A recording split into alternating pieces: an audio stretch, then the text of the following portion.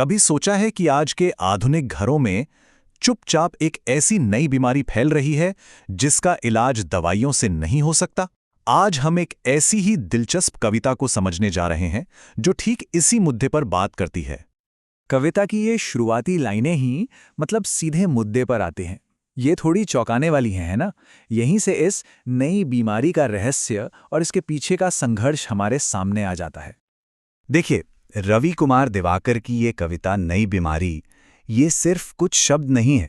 ये एक तरह से आईना है जो आज के दौर में कई रिश्तों की उलझनों को दिखाता है, और शायद इसीलिए ये इतनी रिलेटेबल लगती है।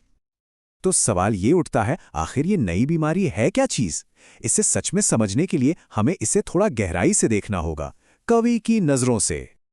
तो चलिए अब और गहराई से जानते हैं कि कवि इस प्रॉब्लम को कैसे देखते हैं, कैसे डिफाइन करते हैं, जो उनके मुताबिक आज के घरों को अपनी चपेट में ले रही है।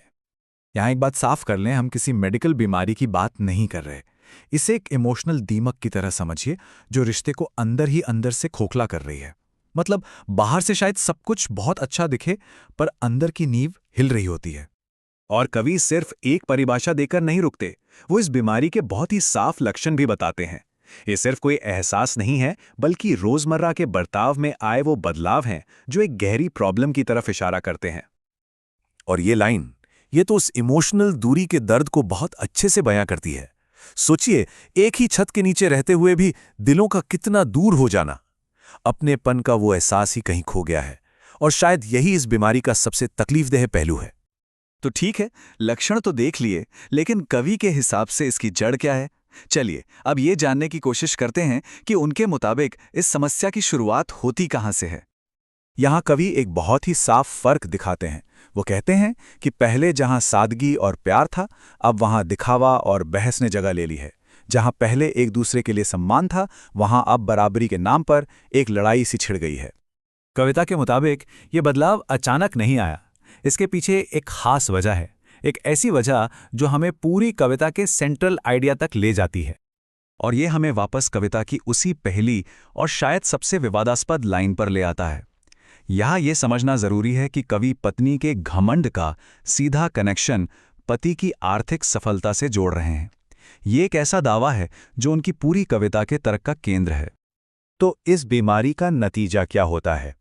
चलिए अब उस इमोशनल कीमत को समझते हैं जो रिश्ते को चुकानी पड़ती है। और समझने वाली बात यह है कि यह सिर्फ लड़ाई झगड़े तक सीमित नहीं रहता। ये एक गहरे इमोशनल खालीपन की ओर ले जाता है। वो वाला अकेलापन जो किसी के साथ होते हुए भी महसूस होता है, जैसे भरे कमरे में अकेले हों। यह लाइन तो देखिए कितनी गहरी बात कहती है। ये उस खामोश अनकही दूरी के बारे में है जो एक जोड़े के बीच आ गई है। वो मोड़ जहां बातें खत्म हो जाती हैं और सिर्फ नजरें ही बताती हैं कि दोनों के बीच कितनी बड़ी खाई बन चुकी है। और इस अहंकार की कीमत कवि के अनुसार ये पूरे परिवार को चुकानी पड़ती है। पति की मेहनत को नजरअंदाज किया जाता है और हर छोटी बड़ी बात रिश्ते की नींव में एक और दरार डाल देती है, उसे अंदर से कमजोर करती जाती है। लेकिन अच्छी बात यह है कि कविता हमें सिर्फ इस निराशा में नहीं छोड़ती। इस उदासी के बीच एक उम्मीद की किरण भी है, एक समाधान के लिए पुकार भी है। और यहां आके ना कविता का टोन बिल्कुल बदल जाता है। अब कवि एक तरह से गुजारिश कर रहे हैं, सीधे सीधे बदलाव की अपील कर रहे हैं। ये एक कॉल है कि इस दर्द से जागो और वापस जुड़ाव की ओर एक रास्ता खोजो। तो इस बीमारी का इलाज क्या है? कवि एक बहुत ही साफ 3 स्टेप का एक्शन प्लान देते हैं।